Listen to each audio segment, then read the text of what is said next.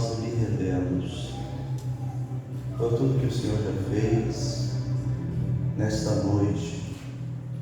Pedimos que o Senhor venha ainda falar conosco por meio de sua palavra, dar em sabedoria, autoridade, inspiração, para poder predicar aquilo que está no coração do Senhor, para a edificação da igreja. Pois tudo o que nós precisamos nesses últimos tempos é sermos edificados racionalmente pela sua palavra, em nome de Jesus. Amém. Queridos, pode se sentar.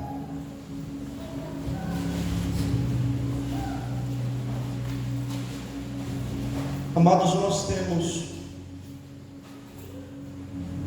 ao menos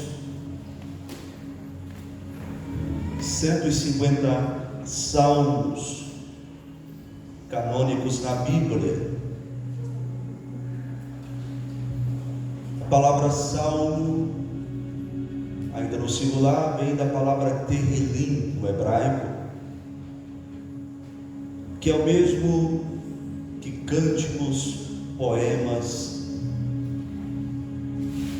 Dentro desta ideia,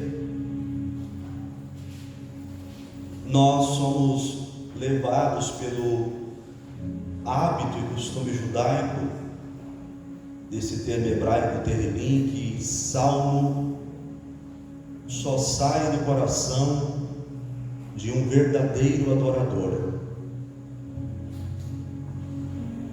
75 salmos aproximadamente, mas com toda a coerência eu diria que 73 desses salmos que há na Bíblia, entre os 150 salmos, quem escreveu foi Davi. Portanto, quase que 50% dos salmos que está na Bíblia, quem os registrou foi Davi. Davi tinha um coração muito levado para a constante e plena adoração a Deus. Davi tinha algo muito específico na sua alma que atraía a presença de Deus de uma maneira inexplicável.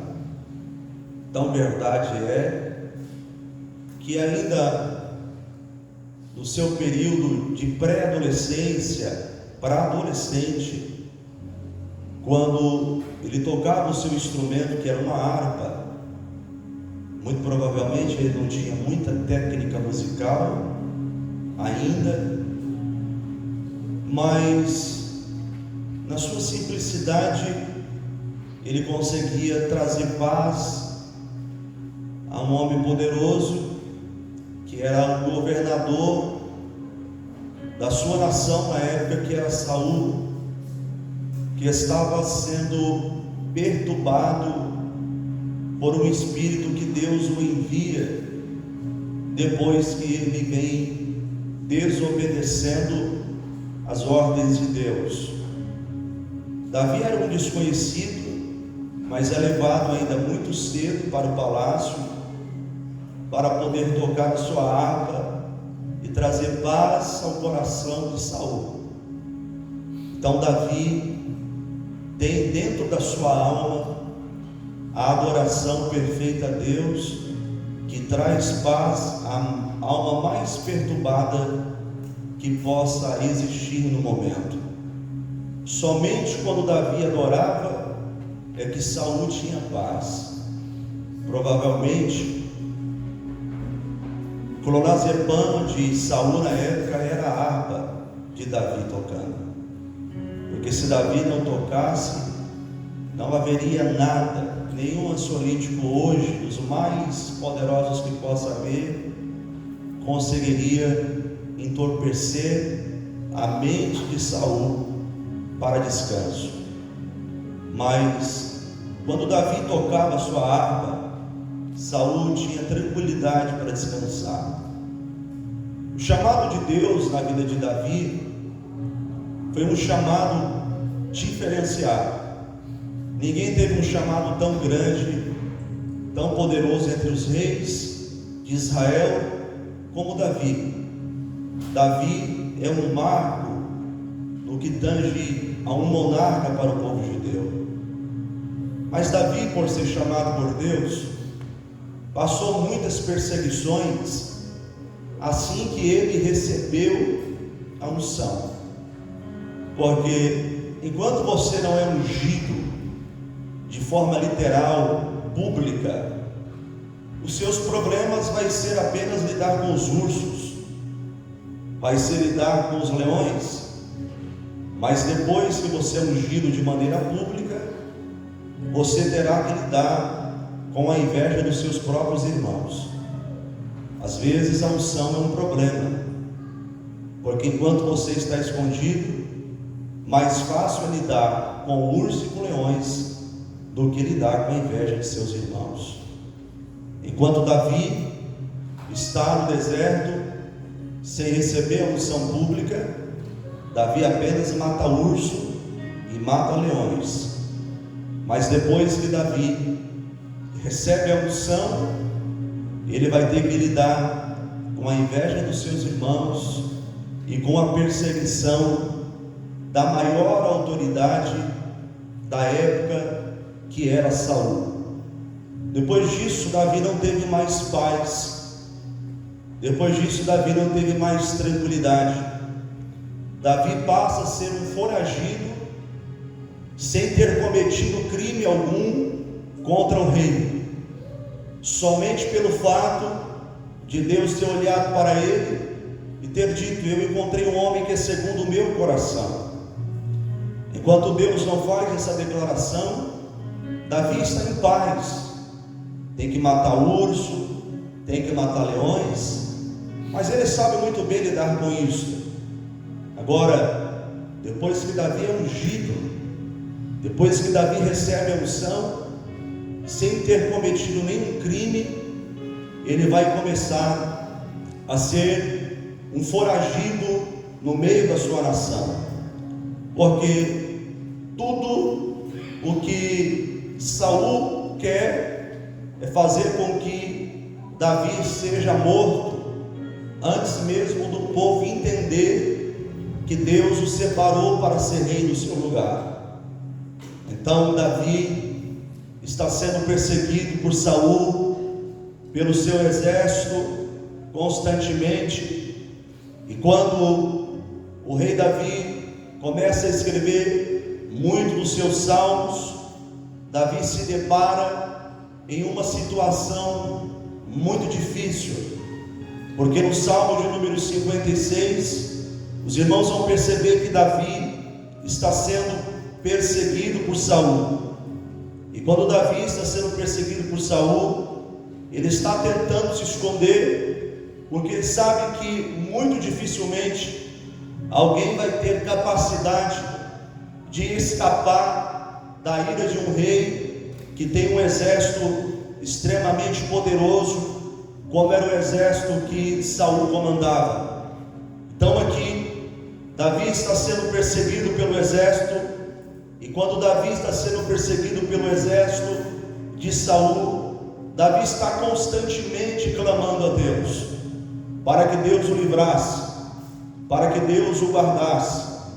E Deus faz com que Davi venha ter escape todas as vezes que Saul tentou o matar. Todas as vezes que a ira de Saul se aplaca sobre ele, Davi consegue em todo o tempo escapar da ira de Saul, porque a bondade e a misericórdia de Deus estava sobre a vida de Davi. O tempo passa e ninguém consegue evitar o inevitável, porque não tem como ninguém colocar um bloqueio naquilo que Deus já havia decretado. Deus havia decretado que Davi seria o novo rei de Israel, e ninguém poderia de forma nenhuma evitar que Davi viesse assumir o reinado de Israel. E quando o tempo passa, Deus vai cumprindo a promessa na vida de Davi em detalhes. Deus vai cumprindo as suas palavras na vida de Davi de maneira muito autêntica.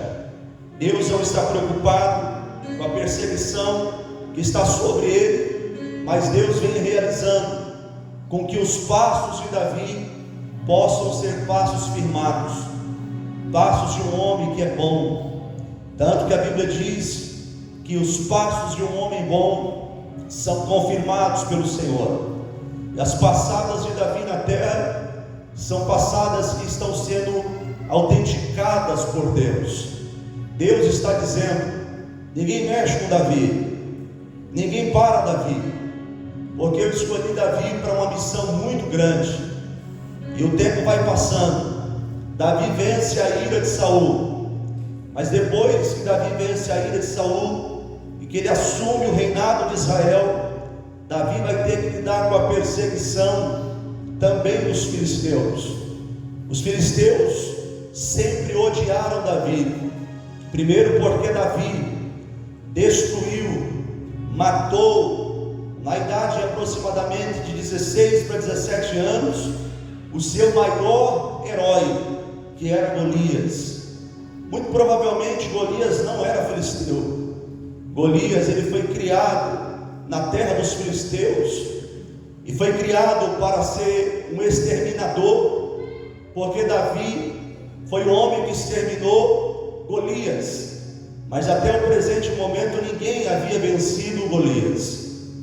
Muito provavelmente um fato que está entre algumas lendas judaicas, não é teológico, mas faz sentido, porque na lei de Deus, somente o sumo sacerdote poderia se aproximar da Arca da Aliança, e somente os levitas poderiam carregar a Arca da Aliança. Vocês se lembram que quando Davi manda os levitas ir buscar a Arca da Aliança, e de repente os bois tropeçam e a arca começa a pender para cair nos carros de boi, e Uzá coloca a mão sem nenhuma imaginação contrária à santidade de Deus para segurar a Arca da Aliança, e Deus abre uma rotura em Uzá, e Uzá morre na mesma hora, e a arca vai parar na casa de Obed-Edom e fica lá por 3 meses, porque na lei de Deus nenhum homem poderia se aproximar da arca, exceto o sacerdote e os levitas. Agora, quando nós chegamos no primeiro livro de Samuel, se não me falha a memória, no capítulo 4, não precisa projetar, como que nós podemos explicar isso? Quando Eli é o sumo sacerdote da casa de Israel, tem 2 filhos, chamado Ofni e Finéias, seus filhos estão em pecado, Eli não quer mais saber da santidade da casa de Deus, seus filhos estão profanando o altar de Deus, e de repente estoura uma guerra de Israel contra os filisteus. Quando Israel vai para o campo de batalha, a Bíblia diz que na primeira instância da guerra, muitos dos judeus morreram ao fio da espada, e apenas uma pessoa deixada pelos filisteus é poupada para trazer a notícia. E quando ele vem trazer a notícia de que muitas pessoas morreram, eles começam a se espantar. Então Ofni e Finéias, ainda vivos, filhos de Eli, eles mandam ir até a casa de Deus, pegar a Arca da Aliança e trazer para a guerra, porque quando a Arca de Deus estava no meio dos judeus, dos hebreus, era difícil alguém vencer Israel. Tanto que quando a Arca de Deus chega entre eles em Siló, a Bíblia diz que houve um grande grito do povo judeu, porque a arca estava chegando até ali, e quando a arca chegava para eles era sinônimo de que eles iriam vencer. E os filisteus perguntam lá: que grito que é esse? E a informação chega ao ouvido dos filisteus que a arca de Deus havia chegado até eles, e os filisteus têm consciência, e eles sabem que ninguém poderá derrotar, mas mesmo assim Deus permite a vergonha extrema de Israel. Eles matam todo mundo, inclusive eles colocam a arca de Deus nas costas, e eles levam a arca de Deus para o templo de Dagon. Deixa eu perguntar para vocês, se sobrou apenas um para dizer para Eli que os seus filhos morreram e que a arca da aliança foi embora, quem é que foi que levou a arca embora para lá? Com certeza foi um filisteu. E algumas lendas judaicas dizem que quem carregou a arca nas costas foi Golias e colocou na frente do Deus Dagon. Deus jamais permitiria isso. Deus eliminou um judeu porque ele colocou a mão na arca, por ele não ser levita e nem sacerdote. Agora Deus permite para mexer com o sistema do governo espiritual de Israel, que está fora da direção de Deus, permite que um filisteu leve a arca embora. E quando ele ouve dizer que a arca de Deus vai embora, a Bíblia diz que ele cai da cadeira, quebra o pescoço e morre. A sua nora estava grávida, apressou-se as dores de parto, e aquilo era um privilégio para uma mulher ter um filho homem. Mas quando ela sabe que a arca de Deus havia ido embora, a Bíblia diz que ela não se emocionou, ela não se alegrou, e ela mandou colocar o nome daquela criança de Icabode, ou Icabô, que quer dizer foi-se a glória de Israel. Porque se a arca de Deus não está entre o povo, não há sinônimo de alegria, porque filho, riqueza, palácio, nada supera o privilégio de termos a glória de Deus.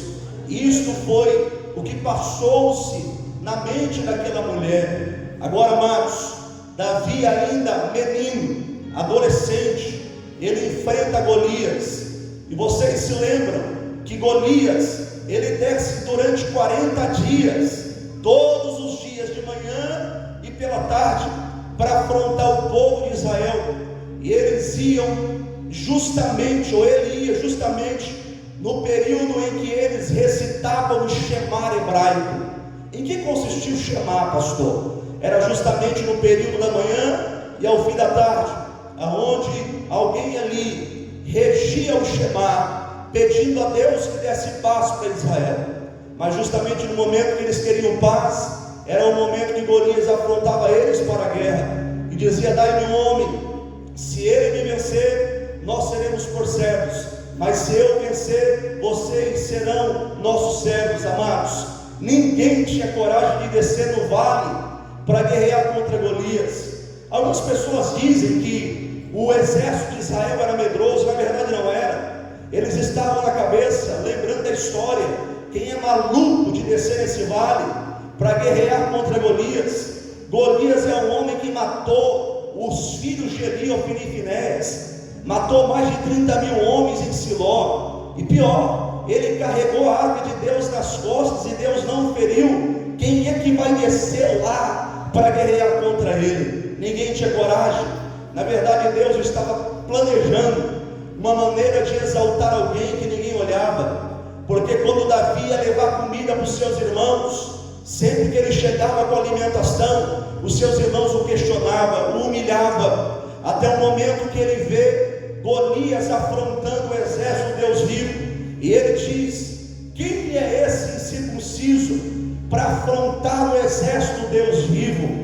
E ele pede uma oportunidade para Saul, pedindo para que Saul deixasse ir e guerrear contra aquele filisteu. Quando Saul ouve isso, vê que ninguém tem coragem, e Deus havia imposto coragem no coração de Davi. Davi ouve de Saul: receba a minha armadura. Mas quando Davi colocou a armadura de Saul, a Bíblia diz que Davi não conseguiu sair do lugar, porque Davi nunca havia experimentado aquilo, porque a armadura de Saul era algo que vinha do mundo, e Davi jamais venceria uma batalha com armas humanas. A Bíblia diz que as armas das nossas milícias não são carnais, e sim poderosas em Deus para a destruição de fortalezas. As nossas armas são espirituais, e Davi confiava absolutamente no Deus de Israel, e ele disse: eu vou contra ti em nome do Senhor dos exércitos. Ele disse: eu vou contra ti em nome de Javé Sabaó, que quer dizer o Deus dos exércitos a quem você tem afrontado. Ele coloca exércitos no plural e não no singular, porque se ele colocasse exército no singular, estava referindo-se que Deus tinha apenas aquele exército. Mas Deus não tem exército, Deus tem exércitos. porque Deus tem exércitos nos céus, Deus tem exército na terra, Deus tem exército no mar, Deus tem exército em todos os lugares. E Saul ouve isso de Davi e permite Davi guerrear. Davi guerreia, Davi destrói Golias. Ninguém conhecia Davi. E Abner, que era comandante do exército de Saul, começa a ouvir de Saul a empolgação, e todo mundo começa a perguntar para Abner: de quem é filho esse moço? E ele diz: ele é filho de Jessé o Bilemita. Mas Jessé não era ninguém, mas a comunhão de Davi com Deus era algo excepcional. Dali para frente, os filisteus não têm mais um herói. Os filisteus estão embaixo da humilhação, fugiram, correram, e o povo de Israel foi atrás deles, pegaram os despojos. Mas daquele tempo em diante, os filisteus vêm procurando de todas as maneiras arrumar armadilhas para destruir Davi. Eles pegaram o ódio mortal de Davi, porque Davi havia destruído o herói deles. E Davi por muitas vezes foi cercado pelos filisteus. E quando nós chegamos no Salmo de número 56, nós vemos o ódio feroz dos filisteus contra Davi. E Davi sabe que ele está na terra dos filisteus. Teve uma época que Davi foi levado para a terra dos filisteus, em Gate, e Davi teve que se fazer de doido. A Bíblia diz que ele se fez de doido. Ele colocou a cara para o lado, entortou a boca e começou a babar para não morrer, porque ele sabia que o maior desejo dos filisteus, o maior sonho era matar Davi. E Davi teve que se fazer de doido para não morrer. Quando eles olharam para Davi naquela situação, dizem: ele não é mais aquele grande homem que matava, que destruía, ele simplesmente agora é um louco, pode deixar ele embora. Mas nessa ocasião, Davi está cercado pelos filisteus fora da sua terra. Ele está vulnerável, porque não tem o seu exército de homens à sua volta. Mas Davi tinha o que era mais precioso, que era a guarnição de Deus. A Bíblia diz que em vão vigia o sentinela, se Deus não guardar a casa. Quem guarda a nossa vida é Deus. Nós estamos sim com as máscaras aí na nossa boca, nós estamos passando álcool em gel nas nossas mãos, porque temos que ter cautela. Seguimos as recomendações da OMS, seguimos as recomendações do Ministério da Saúde. Mas amados, se Deus não nos guardar a máscara, não resolve. Se Deus não nos guardar o álcool em gel, não resolve. Se Deus não nos guardar o isolamento social, não resolve. Se Deus não nos guardar, pode proclamar lockdown total, que isso não vai resolver. Porque quem nos guarda é Deus, quem nos protege é Deus, quem nos livra é Deus, quem nos assegura é Deus. Deus é quem está guardando a nossa vida em todo o tempo. E Davi está cercado sem ninguém para lhe auxiliar. E a Bíblia diz que Davi começa a pedir a Deus misericórdia. E Davi diz: tem misericórdia de mim, ó Deus, porque procuram ferir-me e estão me oprimindo, pelejando contra mim todo dia. Não era uma peleja de vez em quando, era uma peleja constante. Davi estava sendo oprimido pelos filisteus. E a palavra misericórdia, quando Davi clama a Deus, no texto latino é miserabilismo, que quer dizer substituição de lugar. Davi estava dizendo: Deus, coloca-se no meu lugar, e veja que eu não tenho para onde correr, eu não tenho para onde ir. Se o Senhor não evitar o mal aqui, eu vou morrer nas mãos dos meus inimigos.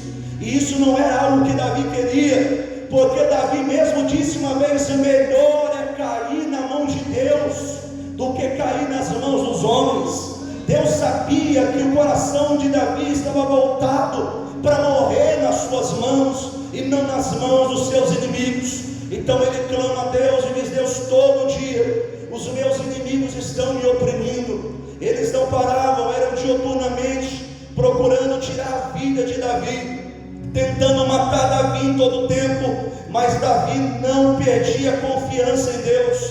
E Davi começa a clamar a Deus. Davi começa a pedir a Deus socorro. Davi está dizendo para Deus que ele está sendo espreitado, ou seja, eles estão diminuindo o espaço de Davi. Davi está sufocado com a opressão dos filisteus, nem mesmo mais consegue respirar. E o texto diz que continuamente eles estavam tentando contra a vida de Davi. E Davi começa a dizer: Senhor, eu estou com medo. Porque Davi disse: Senhor, vindo o temor, ainda assim eu hei de confiar em Ti. Davi estava dizendo: Deus, eu sou homem, eu estou com medo. Porque essa palavra temor aqui não é temor de reverência, mas é temor de medo. E Davi estava dizendo: Deus, eu estou com medo de morrer, mas mesmo assim eu não deixarei de confiar em Ti, eu não deixarei de crer na Sua palavra. É tão verdade isso, que Davi começa a dizer: Deus, em Ti eu exalto ao Senhor, eu exalto a Tua palavra, em Ti confiarei. E em medida que Davi ia adorando a Deus, Davi começa a sentir a presença de Deus.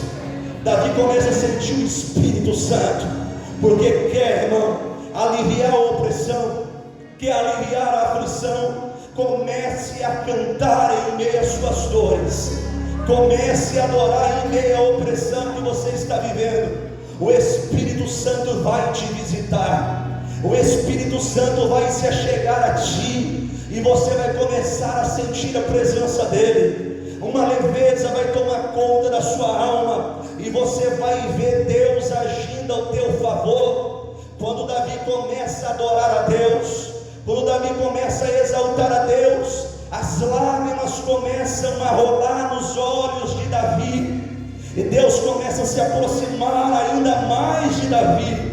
Quando as lágrimas começam a rolar nos olhos de Davi, Deus começa a se intimar mais de Davi, e Davi começa a provocar o seu milagre, porque existem milagres que não estão ainda disponíveis para você, mas você pode provocá-los quando você começa a adorar a Deus e a chorar na presença de Deus. Quando você começa a derramar as suas lágrimas diante da presença de Deus, você começa a provocar o milagre que você está esperando. E Davi começa a dizer no versículo 8 do capítulo 56, do Salmo 56, olha o que Davi diz: Deus, Tu contas as minhas variações. Davi estava dizendo: Deus, o Senhor está contando os meus passos, o Senhor está vendo geometricamente, geograficamente, aonde eu estou indo, aonde eu estou procurando refúgio para escapar da ira dos filisteus. Senhor, só o Senhor é quem pode livrar-me. Mas hoje Deus me impactou quando eu li essa parte do versículo. Ele disse: Deus, põe as minhas lágrimas no teu odre. Olha o que Davi diz. Davi diz: Deus, o Senhor tem um odre. Odre era um utensílio muito usado na Palestina antiga, feito com peles de animais, para colocar vinho, para colocar água, enquanto eles peregrinavam pelo deserto. E Davi diz: Deus, o Senhor tem um odre, o Senhor tem um recipiente, eu sei que o Senhor tem, e eu quero que o Senhor coloque as minhas lágrimas diante de Ti, e coloca elas no teu odre.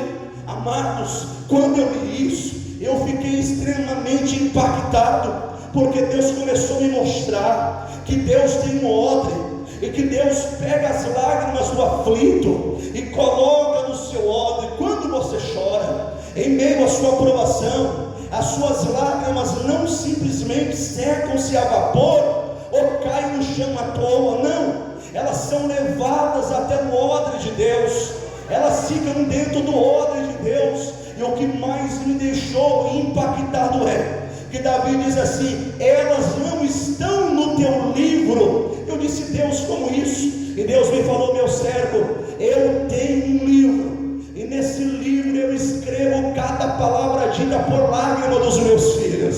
Você não entendeu, perdeu a chance da glória a Deus. Eu vou repetir. Deus falou no meu coração enquanto eu lia: meu filho, eu tenho um livro, e nesse livro eu registro cada palavra dita por lágrimas dos meus servos. Amados, Deus me revelou outra coisa hoje, porque nós estamos embasados que o diabo não entende o crente que fala língua estranha, porque a língua estranha, quando a Bíblia diz quem fala língua estranha fala para edificar a si mesmo, porque quando o crente fala língua estranha, só Deus entende. Língua estranha não é idioma de anjo, porque se fosse idioma de anjo, o diabo entendia, porque ele é anjo caído, mas é anjo. Quando o diabo brigava pelo corpo de Moisés com Miguel, em que idioma vocês acham que eles estavam conversando? Miguel era arcanjo, ou era anjo, então eles falavam no idioma de anjo. A Bíblia, quando fala de língua estranha, a Bíblia está falando de um idioma que ninguém pode entender, nem mesmo eu e você que estamos falando. Só o Espírito Santo e Deus entende esse idioma. Mas hoje Deus me revelou algo também, que é um segundo idioma que só Deus pode entender. O diabo fala todos os idiomas. O diabo fala inglês, fala espanhol, o diabo fala mandarim, o diabo fala português, o diabo fala tudo, e ele sabe ler em todos os idiomas. Mas o livro que Deus tem e que Ele escreve com lágrimas, somente Deus entende. Você perdeu a chance de levantar a mão e dar glória a Deus. Deus pode abrir o livro dos seus segredos. Eu vou dizer uma coisa para você: os teus segredos estão em sigilo com Deus, e não tem hacker do inferno que pode quebrar o sigilo do teu segredo com Deus. Quando você chora, quando você clama em lágrimas, você não sabe o que você está pedindo, mas Deus está lá sentado no trono, está anotando as suas palavras em lágrimas.